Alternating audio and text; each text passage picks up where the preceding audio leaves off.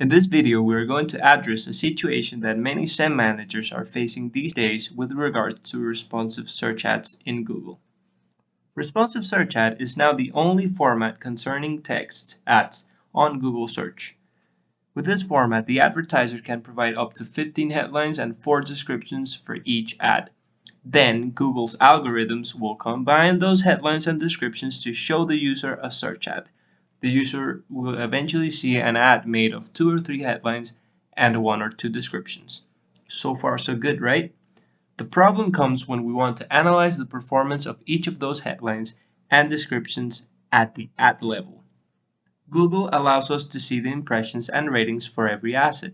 Both headlines and descriptions are considered assets. This information is easy to get if we want to pull the info at the account level. If this is the case, we just have to go on the section called Ads and Assets and select Assets. There we will see the report for all headlines and descriptions. The point is that this info is aggregated, meaning that you can see the impressions of a certain headline in all the ads it was used. But if you want to see the impressions of a certain headline at the ad level, you have to go ad by ad in Google Ads interface. This would be a nightmare in case you want to detect your low-performing headlines in order to optimize them. This is exactly what we're going to do today with Ad Creator by Dull Knight Technology. We're going to analyze a Google Ads account, and what we want to do is we want to detect the low-performing headlines for all of our ads in one report at once without having to go ad by ad on Google Ads interface. First, we log into Dull Knight platform, and now we're going to select one of our Google Ads accounts. As you can see, there are different types of reports that we can run on this platform, but we're going to focus just on the Ad Creator tool. So we click on Ad Creator, select the Google Ads account. This box is required by Google and I will explain it later videos, but it basically applies if the Google Ads account is under a Google Ads MCC account. Then we select the date range and that's it. We click on the Run button and let the tool do its job. Now the tool has to check the data in Google Ads, analyze it, and do its magic.